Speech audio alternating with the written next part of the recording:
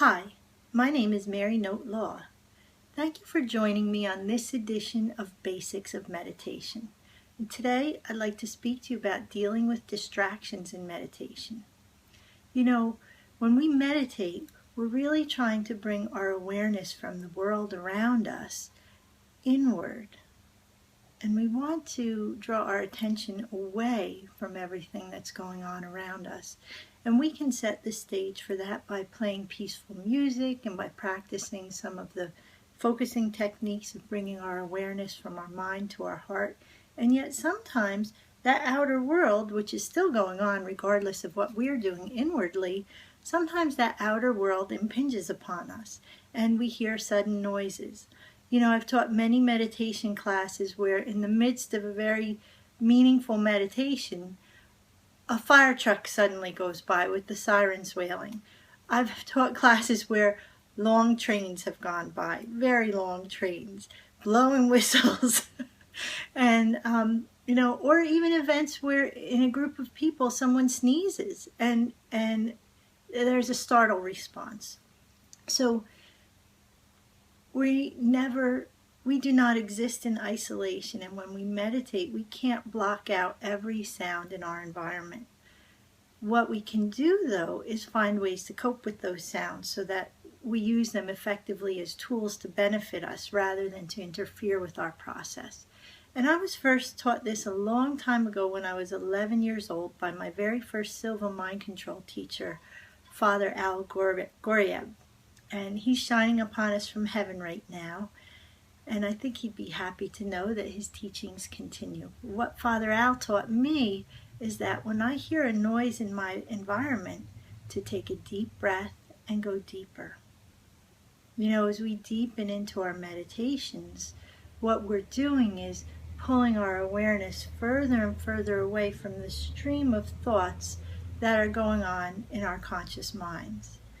And our focus then becomes upon the information that's coming to us intuitively in the context of the meditation.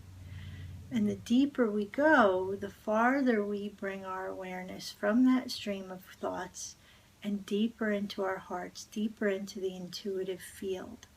So breath is a very, very important vehicle for bringing us to that deep point. And many of you in your meditations practice various breathing approaches to help you deepen into the meditation.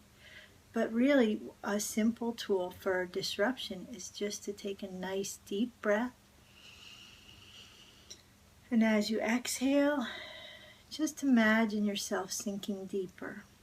Now, that initial blip of commotion has probably aroused you so that you're a little bit higher in awareness than you were before that disruption. But when you take that breath, you're going to go even deeper than you were before the disruption occurred.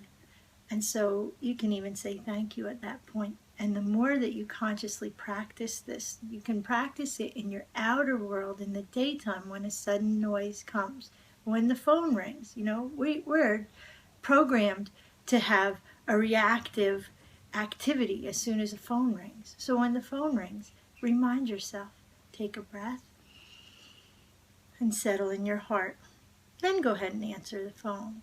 But you're practicing that relaxation response to an outside stimulus.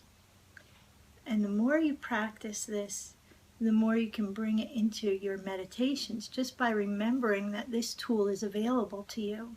And when you practice this in meditation, you can go from having events that might have disrupted and even ended your meditation, because once that sympathetic process of the nervous system is activated and the adrenaline's flowing, the mind starts racing, wondering what could that be, you can lose the meditation. And at that point, you either have to start over or try again later.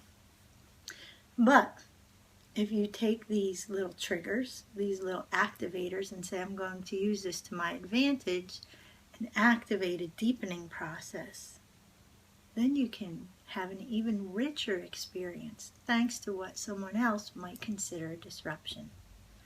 So, if you take a breath with me now, just deepen into your heart.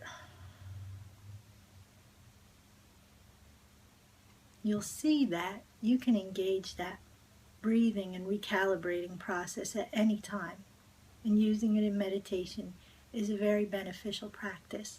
I hope you've enjoyed today's little nugget, and if you're interested in learning more about me and what I have to offer, look for me at www.marynotelelaw.com or www.shinemeditations.com.